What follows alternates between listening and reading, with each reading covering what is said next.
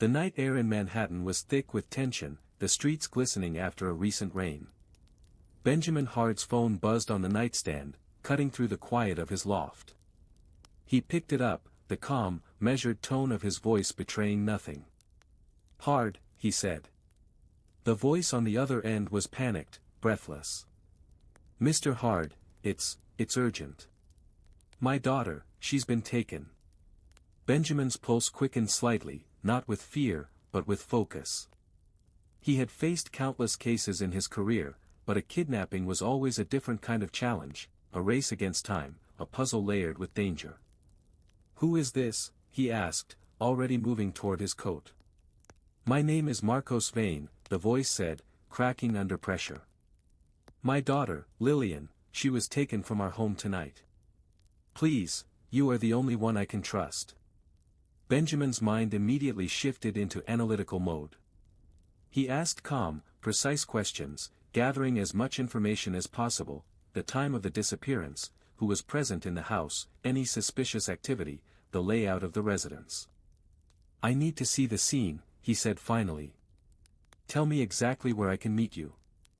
Within 20 minutes, Benjamin arrived at the Vane residence, a modern townhouse in one of Manhattan's quieter neighborhoods. Police cars were stationed outside, but Benjamin bypassed the barricade effortlessly, his reputation preceded him. The officer in charge nodded, reluctant but understanding that he was no ordinary detective. Inside, the scene was chaotic. Furniture slightly shifted, an overturned chair, a glass of water on the floor, and signs of a struggle near the foyer. Benjamin moved slowly, his eyes scanning every detail. He knelt by the foyer. Footprints, barely visible in the subtle dust, led to the side entrance. Benjamin noted the direction, the type of shoe, and the approximate weight of the intruder. He touched the shattered lock on the door and ran his fingers along the edges. Tiny fibers clung to the wood, fibers that would later provide crucial evidence. Marcos Vane watched him nervously. "The police, they said there was no sign of forced entry." Benjamin looked up. "They're mistaken. There are always signs. Most people just don't know how to read them. Whoever took her knew what they were doing, but even the best make mistakes." He walked to the living room, where Lillian's favorite toys were scattered. His eyes caught something unusual, a small, folded note tucked beneath a cushion.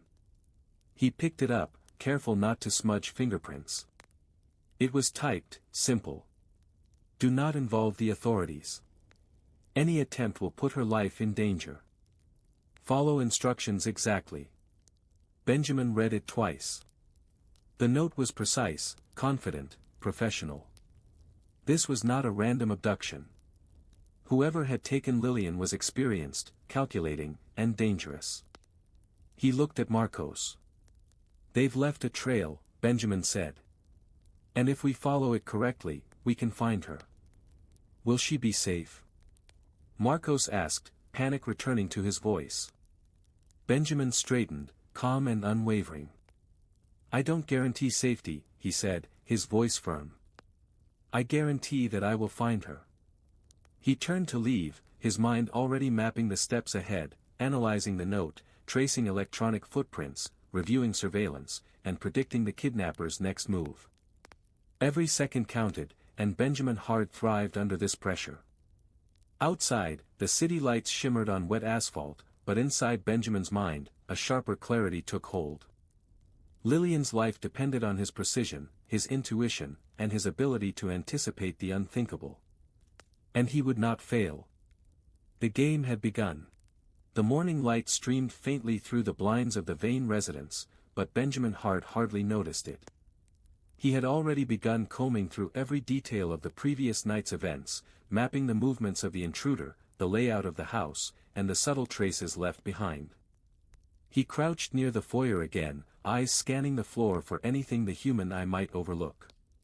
There, a small smudge on the hardwood, nearly invisible, but unmistakable. A partial fingerprint, faint enough that it could be overlooked by the average officer. Not Benjamin. He carefully photographed it with his phone and stored it in his secure folder. Next, he moved to the study. The window was locked, the curtain slightly askew. He noted the angle, it suggested someone had leaned in rather than climbed.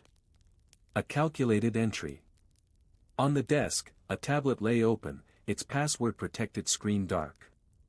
Benjamin ran his fingers over the edge of the device. Subtle oil smudges betrayed which letters were pressed more frequently. With a few careful guesses, he unlocked it. Emails, messages, and a calendar of appointments appeared, but one stood out, an appointment with a company unfamiliar to him, scheduled just 2 days before the kidnapping. Benjamin noted the name, Orion Security Solutions. He didn't know if it was coincidence or a lead, but in his experience, coincidences in a case like this rarely existed. He turned toward the living room again, where Lillian's toys lay scattered. A toy robot had a small note taped underneath it. Benjamin picked it up, careful not to disturb the arrangement. It was handwritten, in a childlike scrawl. Follow the music. Don't trust the walls. Benjamin's eyebrow arched. Whoever had left this note knew the house well, or perhaps it had been a deliberate clue for Lillian, meant for her alone. But notes to a child often contain unintended hints for those trained to read them.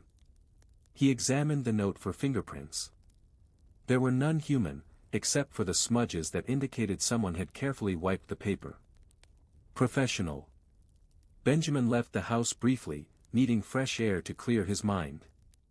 On the sidewalk, he called in a favor from an old contact, someone who could trace digital footprints quickly. Within minutes, Benjamin had the first trace. A disposable phone used to coordinate the kidnapping had pinged near a warehouse in Queens. Back inside, he began connecting the dots.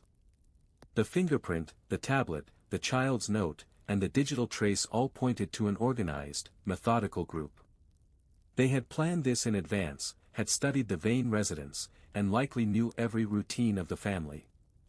Benjamin walked to the kitchen, pouring himself a cup of green tea. He took a slow sip, eyes narrowing as he processed the evidence. He could almost reconstruct the path of the intruders, entry through the side door, minimal disturbance to avoid detection, precise timing, and control over the child to prevent panic. He ran his hand over the counter. "They know what they're doing," he murmured. "And they expect mistakes. But I won't give them any." His mind raced, considering possibilities, negotiating the ransom, setting a trap, using misdirection to flush out the kidnappers, and most importantly, keeping Lillian safe. Benjamin mapped out a timeline. Every minute mattered. He calculated potential hiding spots, escape routes, and the probability of outside interference. This was no longer just a search, it was a chess game against a shadowy opponent who had already made the first move. He glanced at the clock. Every second that passed was a second Lillian spent in danger. But Benjamin Hart had never failed when lives hung in the balance. He straightened, adjusting his coat. "Time to make the next move," he said quietly. "And this time, they won't see me coming." The day had barely begun, yet the tension in the Vane household was palpable. Benjamin Hart sat in the living room, quietly observing the family as they attempted to maintain composure. His mind, however, was elsewhere, deciphering every detail from the previous night, piecing together a puzzle that was still frustratingly incomplete. Then, a sharp buzz pierced the air. The secure line on Marcos Vane's phone lit up with an encrypted message. Benjamin's eyes narrowed. Marcos hesitated before opening it. It's from them," he whispered. Benjamin took the phone, scanning the contents. A video file had been sent, accompanied by a single message. "Follow instructions exactly. Any deviation will endanger the child. Watch carefully." He pressed play. The video showed Lillian, unharmed, sitting in a dimly lit room. She clutched a stuffed rabbit and looked directly at the camera, blinking rapidly as though instructed to send a clear signal. The room was sparse, with one window partially covered, and a table in the background with a small, inconspicuous object, a tiny figurine of a knight. Benjamin paused the video. Every detail mattered. The figurine's placement, the lighting, the angle of the shot, they were not random. He rewound the footage, slowing it frame by frame. Their level of planning is meticulous, he murmured. This is a professional operation, not a random crime. Marcos leaned forward, voice trembling. They're asking for $5 million. In cash. And no police involvement. Benjamin's eyes narrowed. That's just the surface. The ransom is a trap, or at least a distraction. Look at the video again. He pointed at the figurine. Notice it? It's angled in a way that shows the room's corner, the pattern of the floorboards. They're leaving clues, subtle but precise. The moment you notice, you start to see the path they moved through. He continued to analyze the video, focusing on details invisible to an untrained eye: scratches on the window sill, a tiny scuff mark on the floor near the door, and a faint reflection in the glass. Benjamin sketched the layout quickly in his notebook, noting possible exits, structural weaknesses, and the likely location of the captors. The child's demeanor is also controlled, Benjamin added, eyes scanning the footage. They've trained her to respond in ways that minimize panic. That's why she's calm. They know this increases your compliance. Marcos swallowed hard. So, we should give them the money? Benjamin shook his head. No. That's what they expect. We create a distraction, predict their moves, and cut them off. But we have to be methodical. Rushing will get her hurt. He paused, studying Lillian's face. Even through the video, her wide eyes reflected intelligence and a flicker of fear. Benjamin made a mental note: she was aware, watching, waiting. He leaned back, tracing a finger along the edge of the table in the video. The figurine isn't just a marker. It's a signature. Whoever left this wanted us to find the pattern, to understand their method. It's arrogance, and that's exploitable. Benjamin then instructed Marcos to set up a secure communication channel with the kidnappers, ensuring no digital traces could be exploited against them. Every message, every movement had to be anticipated. Hours passed, Benjamin meticulously breaking down the footage, identifying potential escape routes and behavioral patterns of the kidnappers.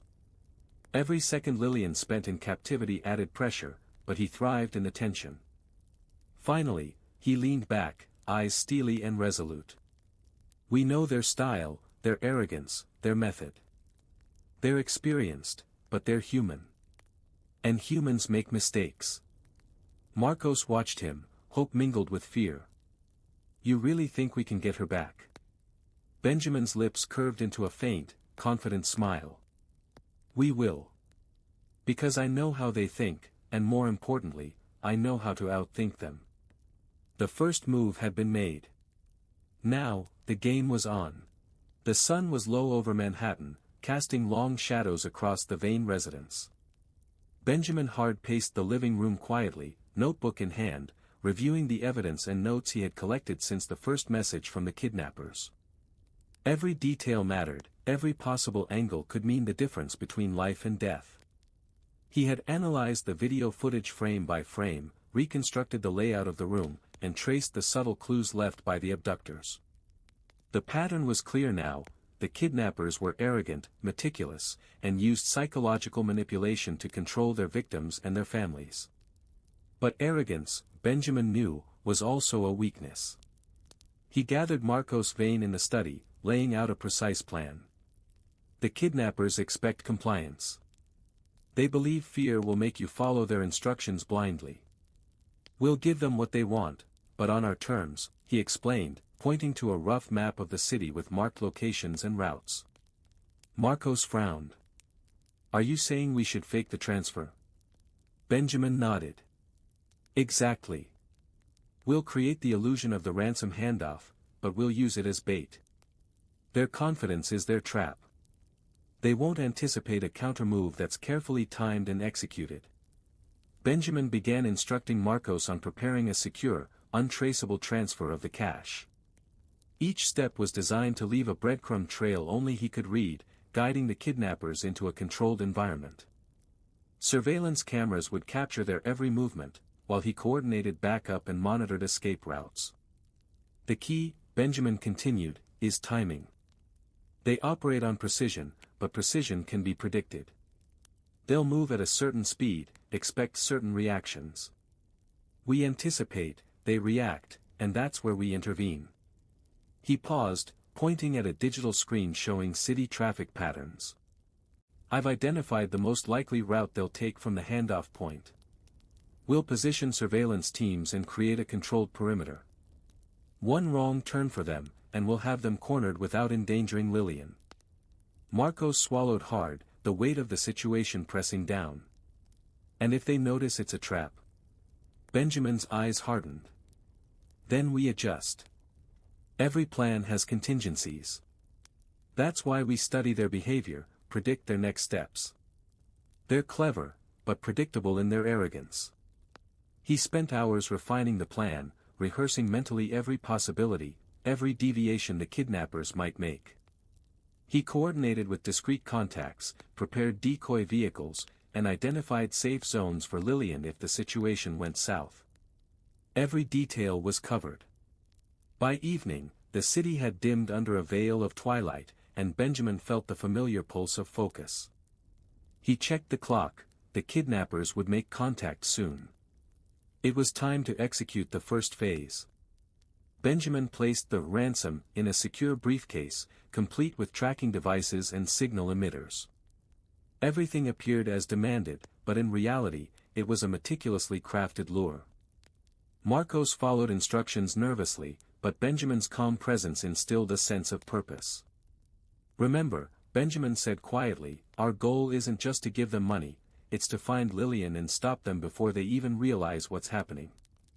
As the car carrying the bait drove through the city streets, Benjamin monitored every move. He noticed subtle signs almost immediately, a reflection in a rearview mirror, a shadow at a crossroad, a flicker of headlights that didn't belong. His intuition, combined with analytical precision, painted the full picture. The kidnappers were taking the bait, and walking straight into his trap. Benjamin's lips curved into a faint, confident smile. Now, he murmured, we see who we're dealing with, and how far they'll go to control the outcome. The city moved on around them, unaware of the deadly chess game unfolding in its streets. But for Benjamin Hard, every move was deliberate, every second calculated, and every step brought him closer to saving Lillian Vane. The streets of Manhattan glimmered with city lights as Benjamin Hard reviewed the latest surveillance feeds. The ransom handoff had gone according to plan, but something felt off. His instincts, honed over decades of solving complex cases, were screaming that there was a variable he hadn't accounted for. He returned to the Vane residence late at night, Marcos waiting anxiously. The tension in the house was thick, a mixture of fear, relief, and uncertainty. Benjamin closed the door behind him and walked straight to the study, scanning the room for subtle cues. Every small detail could betray a hidden truth. Something's wrong, Benjamin said quietly. They're acting in ways we didn't predict. Either they're more experienced than we thought, or someone else is involved. Marcos looked puzzled. What do you mean? Everyone we know is loyal. Benjamin's eyes didn't leave the desk, where Lillian's tablet lay. Loyalty isn't always what it seems. I need access to every message, every contact, every appointment logged over the past month. If someone close to you has betrayed you, we'll find it. Hours passed as Benjamin meticulously combed through digital footprints. Emails, calendar notes, phone logs, each piece of data was a potential key. He traced the steps of family members, staff, and associates, cross-referencing them with the kidnappers' movements and communications. Finally, a pattern emerged. A subtle anomaly in the schedule of one of the Vane family's trusted advisors. Late-night departures, unexplained messages, and a curious familiarity with the household routines. Benjamin narrowed his eyes. Here it is, he murmured. He confronted Marcos quietly, showing him the evidence. This person, Benjamin said, has been feeding the kidnappers information.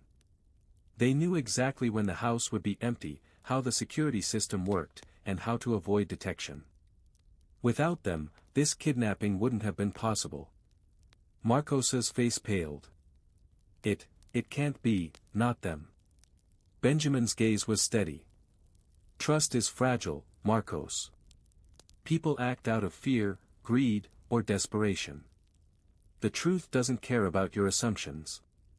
Together, they devised a plan to confront the traitor without tipping them off to the investigation. Benjamin staged a series of controlled leaks, testing responses and reactions. The results were clear. The advisor's behavior confirmed Benjamin's suspicion. They were in league with the kidnappers, motivated by personal gain. Benjamin confronted the traitor late at night, in a room dimly lit by a single lamp. The advisor tried to deflect, to charm, but Benjamin's piercing gray-blue eyes left no room for lies. Piece by piece, the betrayal unraveled. The advisor admitted to providing information, coerced by promises from the kidnappers and the lure of money. Benjamin's tone was calm but firm. You endangered a child's life. You'll help us set this right, or you'll answer for every consequence. The advisor, realizing they were cornered, agreed to cooperate. Using the insider knowledge, Benjamin mapped out the final approach to the kidnappers' hideout. Every exit, every guard rotation, every potential threat was now visible. Marcos exhaled, tension leaving his shoulders slowly. I can't believe, it was someone so close. Benjamin nodded. Betrayal is often the hardest puzzle to solve. But now that we know, we can act, and save Lillian before it's too late. The next phase of the operation was about to begin. Benjamin had uncovered the internal treachery, but the real test lay ahead, confronting the kidnappers and rescuing the girl alive. The city around them pulsed with energy, oblivious to the silent chess game unfolding behind closed doors, but Benjamin's mind was laser-focused, every move calculated, every possibility accounted for. The trap was ready. The pieces were in place. And now, Benjamin Hard would see the final act of this deadly game through to its conclusion. The early hours of dawn cast a pale light over Manhattan as Benjamin Hard reviewed the details one last time. Every clue, every anomaly, every scrap of intelligence collected over the past few days now pointed to a single location, a disused warehouse on the outskirts of Queens. It was the kidnapper's lair, the place where Lillian Vane was being held. Benjamin walked the perimeter, carefully observing the entrances, the windows, the surrounding streets. His keen eyes caught the faintest disturbances, tracks in the dust, scuff marks near a side door, and subtle changes in the fencing that indicated frequent use.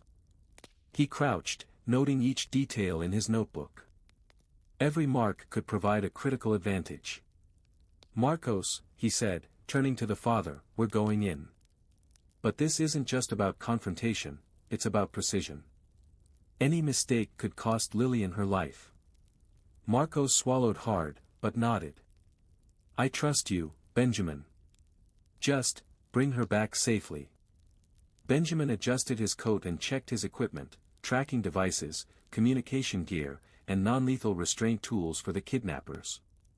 He had studied the psychological profiles of the captors carefully. They were experienced, but their overconfidence was their weakness. Entering the warehouse required patience. Benjamin moved silently, his footsteps nearly imperceptible against the concrete floor. He noted the shadows cast by broken windows and the faint sounds of movement within. Listening, he could detect the captors' patterns, when they changed shifts, when they patrolled, when they were distracted. Inside, Lillian was in a small, dimly lit room. She sat quietly on a chair, her stuffed rabbit clutched tightly. She looked up as Benjamin appeared in the doorway, her eyes wide with recognition and hope. Benjamin, she whispered. Shoo, he said, voice calm. I'm here.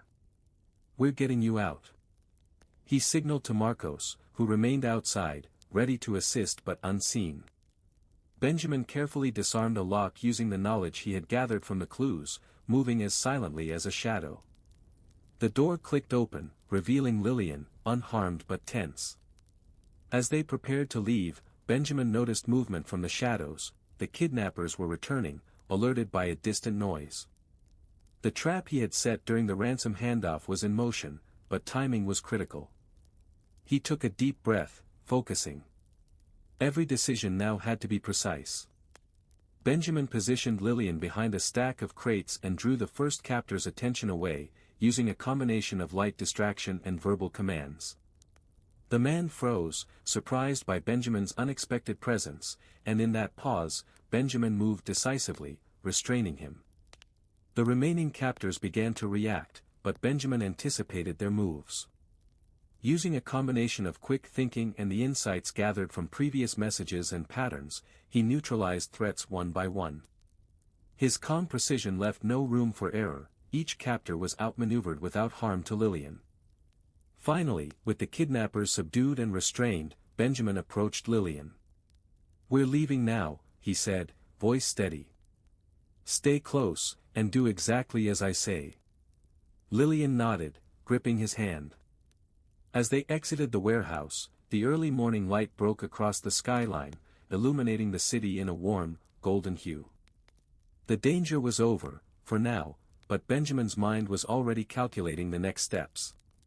He ensured that law enforcement received all necessary evidence, tying the kidnappers to the crime beyond any doubt. Marcos and Lillian were safe, but the ordeal had revealed the dark intricacies of human greed and betrayal. Benjamin stepped back, observing the scene. The city awoke around him, oblivious to the silent battle that had taken place. For him, this was another case closed, another life saved. Yet, he knew the world remained full of shadows, and somewhere, threats lingered, waiting for the next calculated move. Lillian looked up at him, eyes wide with gratitude. "Thank you, Benjamin," she whispered. He gave a faint, assured smile. "Just remember, shadows always leave traces. You'll be safe because we followed them carefully." And with that, Benjamin Hard disappeared into the streets of Manhattan, leaving a trail of resolution and quiet justice behind him. The late afternoon sun dipped behind the skyline of Manhattan, casting long shadows across the abandoned warehouse district. Benjamin Hard moved carefully through the narrow alleyways, every step measured, his eyes scanning for the slightest movement. Lillian was safe, but the mastermind behind the kidnapping remained at large, and Benjamin knew that confronting him would require every ounce of skill he possessed. He traced the kidnappers' movements using the intelligence gathered from surveillance, digital footprints, and insider information provided by the Vane family advisor who had betrayed them. Every lead converged on a single location, a penthouse on the edge of the city, overlooking the East River. Benjamin ascended the stairs quietly, his mind calculating probabilities, contingencies, and escape routes. Every step brought him closer to the person responsible for orchestrating the entire plot. The penthouse door was guarded by two men, their postures casual but alert. Benjamin studied them from the shadows. Timing, distance, and distraction were key. A small noise, a shifted shadow on the opposite building, was enough. Benjamin triggered a subtle alarm on a device hidden in his coat. The guard's attention snapped to the sound. In that brief window, he slipped past, entering the penthouse undetected. Inside, the air was thick with tension. Expensive furniture, art pieces, and panoramic windows gave the space an air of luxury, but Benjamin's focus remained on the figure standing near the center, the mastermind. Dressed sharply, calm, and collected, he exuded an unsettling confidence. Benjamin's piercing gaze locked onto him. "It's over," he said, his voice steady and unwavering. The man turned slowly, a smile forming on his lips. "Over," he echoed. "You've only begun to understand the game. Do you really think a single detective can undo what I've orchestrated?" Benjamin's eyes narrowed. "I've studied your moves, your arrogance, and your patterns. You underestimated the one person who can predict you." The man laughed softly, a low, calculating sound. "Predict me? I built this to be unpredictable. Every contingency accounted for, every outcome controlled. You see the surface, detective, but you cannot fathom the depths." Benjamin didn't flinch. "You've risked a child's life for money and leverage. That's not control, it's recklessness. The mastermind's expression hardened, and he stepped closer. Money was only the beginning. The Vane family has power, secrets, influence. I needed leverage. This kidnapping, it was to teach them compliance.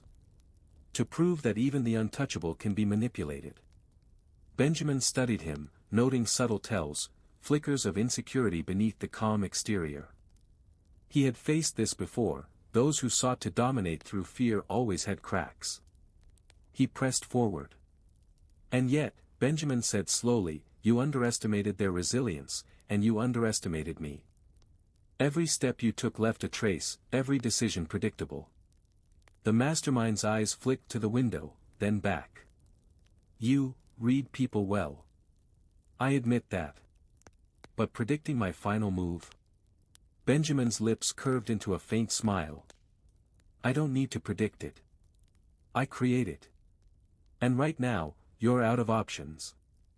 In a precise series of actions, Benjamin maneuvered the man into a corner, using his knowledge of the room, exits, and obstacles to control the space. He restrained the mastermind with careful efficiency, leaving him no chance to act without exposing himself. The man's expression shifted from confidence to disbelief. How? He whispered. Benjamin's gaze was steady. Observation, logic, and understanding human nature. You may control others, but you cannot control me.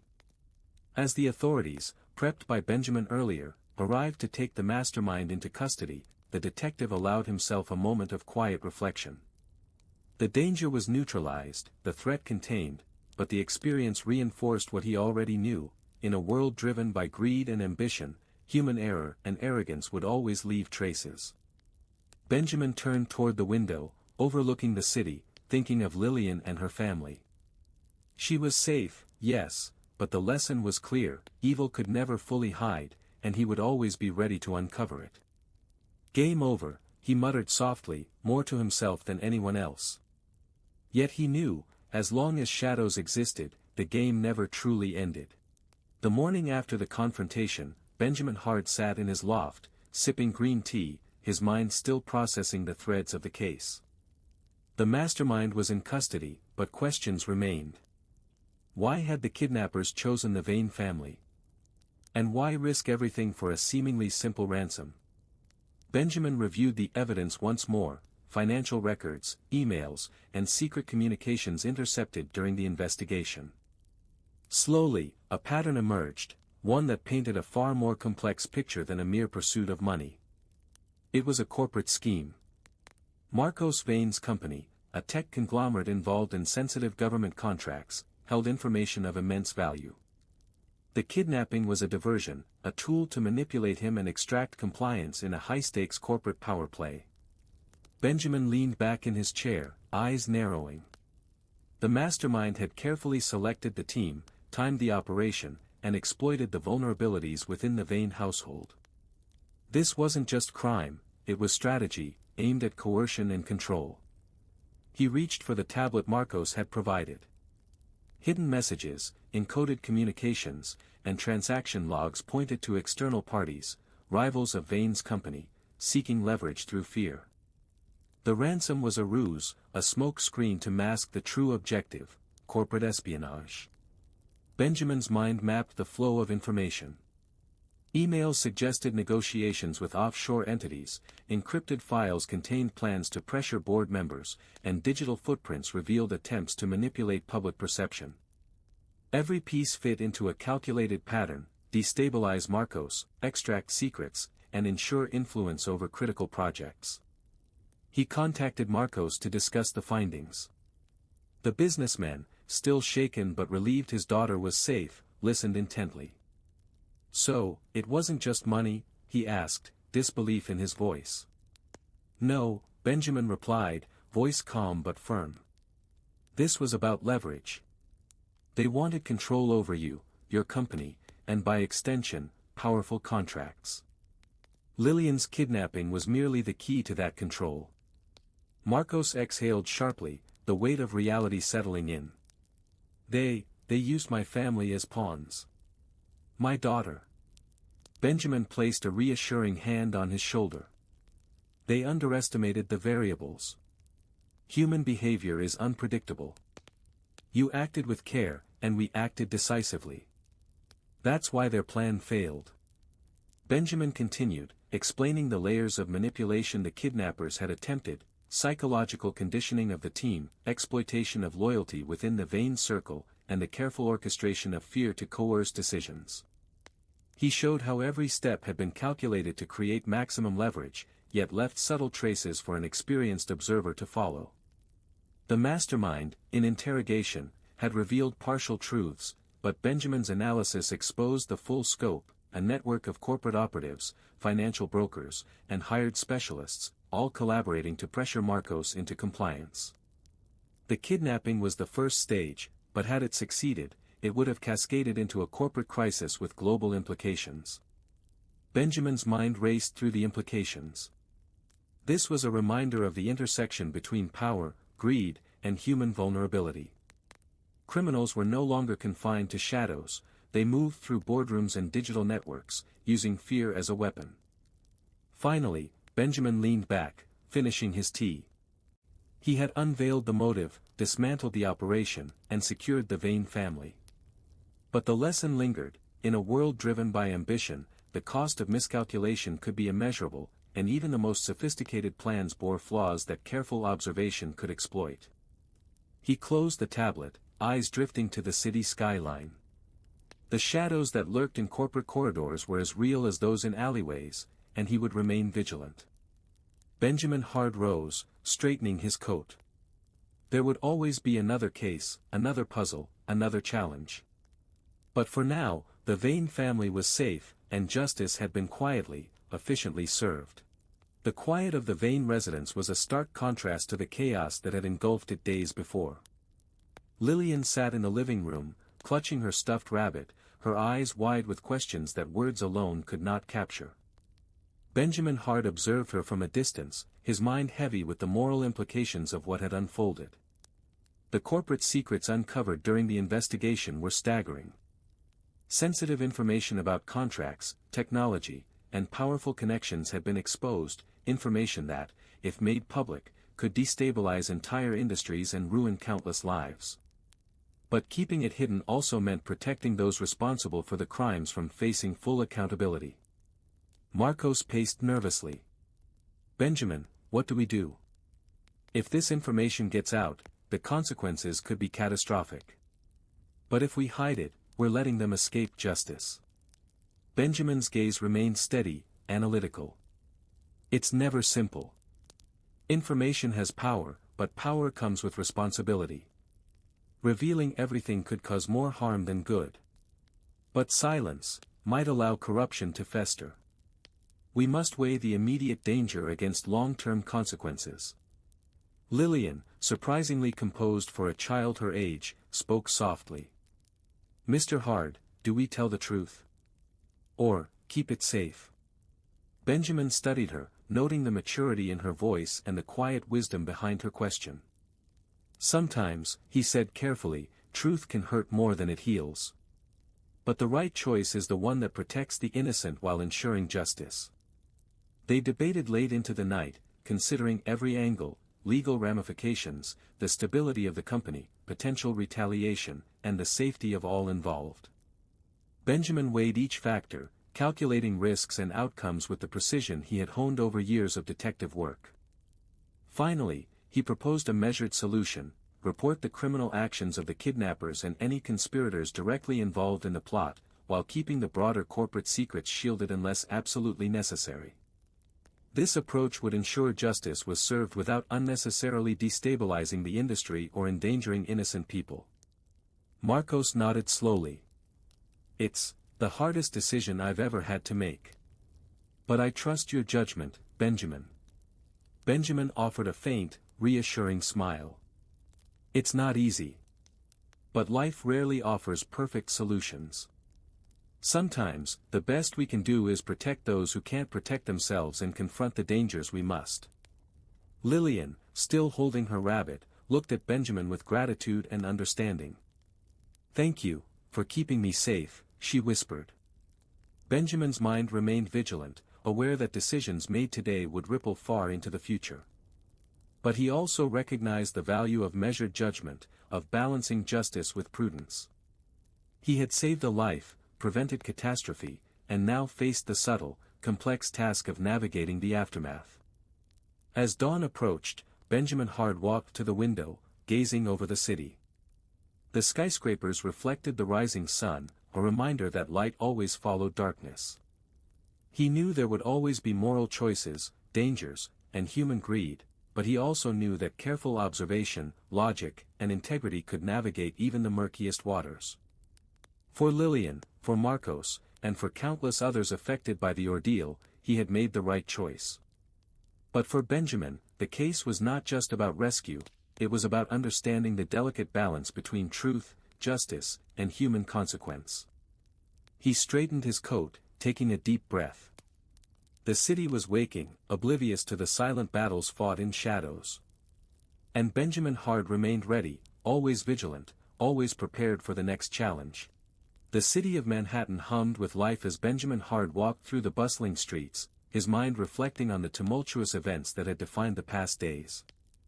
The Vane family was safe, the mastermind and his accomplices were in custody, and the corporate threat had been neutralized. Yet, the resolution of the case carried a weight far heavier than mere victory. Benjamin met with Marcos and Lillian one last time at their home. The atmosphere was calm, almost serene, a stark contrast to the chaos that had consumed their lives just days before. Lillian clutched her stuffed rabbit, her wide eyes filled with cautious optimism. "Thank you," Marcos said, his voice steady but tinged with relief. "I don't know how to repay you for everything you've done." Benjamin's gaze was calm, measured. "Justice isn't about repayment," he said. "It's about observing, understanding, and taking action when others cannot. The responsibility was mine, and I acted accordingly." He reviewed the aftermath in his mind. The kidnappers were facing serious charges, including attempted extortion, kidnapping, and conspiracy. Their trial would expose their methods, but the worst of the corporate scheming had been contained. Those responsible for coercion would face consequences, but the innocent were spared unnecessary ruin. Benjamin glanced at Lillian. "How are you feeling?" he asked quietly. She hesitated, then smiled faintly. "Scared, but safe now. Because of you." Benjamin allowed himself a rare, faint smile. Saving her life had been the primary goal, but he understood the lingering trauma that would accompany such an ordeal. He made a mental note to follow up discreetly, ensuring her recovery would be supported and guided. Marcos led Benjamin to the study, showing him a small token of gratitude, a carefully preserved figurine of a knight, reminiscent of the one left by the kidnappers as a clue. "We want you to have this," Marcos said. "A reminder that you restored order when everything seemed lost." Benjamin nodded, tucking the figurine into his coat pocket. It would join the collection of mementos from cases past, reminders of human frailty, resilience, and the pursuit of justice.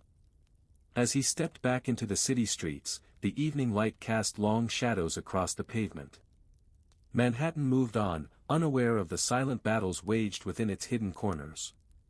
Benjamin's mind was already evaluating the day, cataloging lessons learned, and considering the possibilities of future threats.